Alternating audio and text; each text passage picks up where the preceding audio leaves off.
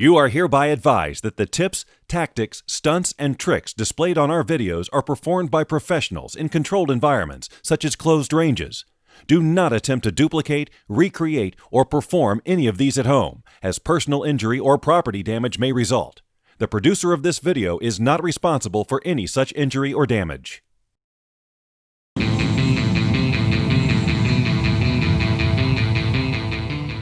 Okay, talking about the gate.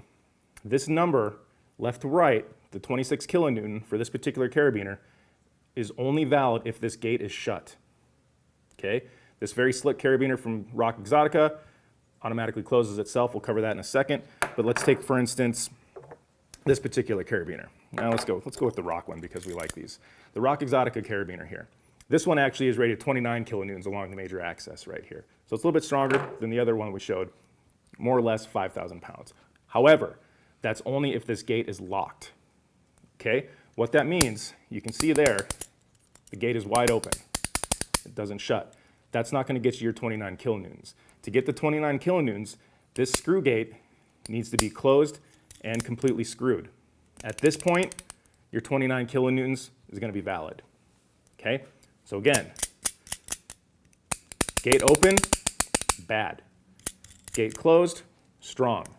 And you can see there on Rock what they like to do. They put a little skull and crossbones on their carabiner gate there. So if you see skull and crossbones on a Rock carabiner, it's not ready. But if you cover those up with your screw gate, you're good to go. So back to our original carabiners. These little guys, no information on the spine. Sometimes with these you'll see not for climbing. These will actually break at about 100 pounds, more or less. So don't put your life on these. Don't put anything you care about hanging from that. You know, same thing with these big ones you get from Harbor Freight for $1. A lot of the guys use these to carry their ear pro and whatnot. You know, you'll see right there, you might not be able to see it because it's black, it says not for climbing. We're not going to hang on this. We're not going to put anything of value. You know, if you want to put your expensive Peltor set on there, that's fine, but I wouldn't put myself on there. Rest of the carabiners, we'll talk a little bit more about gates. So we talked about the screw gate here, okay? It's a screw gate because you screw it shut. There's different types of gate mechanisms now, which are really cool. There's quick locks, there's Trilocks, there's all sorts of locks to help you automatically close the gate. For instance, this aluminum carabiner here from Omega Pacific. This is an Omega Pacific J quick lock, very good carabiner. It's called a quick lock because there's no screw mechanism. You twist and drop. It's a two-stage release mechanism. And what's nice about it is once you twist and unlock it, when you let go, it automatically locks. Very slick. The problem with these, this being a quick lock, okay, I'm using this in my system. I throw it in my system, clip it in, let it go, it's locked.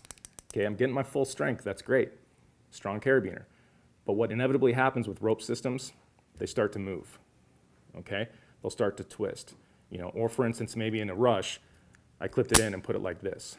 The problem with the quick locks, and I've used this carabiner in rescue situations, I've put my life on it, I like them. However, this could happen.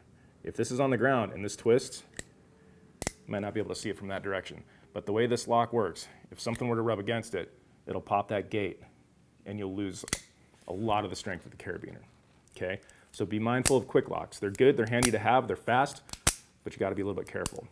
What I like and what I recommend is the Rock Exotica Orca Trilok, okay? It's a Trilok because it's a three-stage locking mechanism, okay? This particular carabiner, it's not a twist open, it's not a screw, it's 3 stages. You'll watch here, it's got to go up, twist, and then down. Okay? And then once you let it go, it's locked. Can't rub against it, can't push on it, it's going to stay closed the whole time. Now, with the Trilocks, what a lot of guys complain about, and rope ask you, well, it's a Trilok mechanism, how am I supposed to do that with one hand? If you're hanging from a rope or doing something, how are you going to manipulate this particular carabiner with one hand? Valid point. The nice thing about that is you got this big giant meat suit you can use here as leverage to get this open. So what we'll do is if we're hanging one hand, maybe we have our rappel device locked up, whatever we're doing, if we can only get to this carabiner with one hand, we can take it, get our fingers there, use our meat suit to get it open. And again, both sides, okay?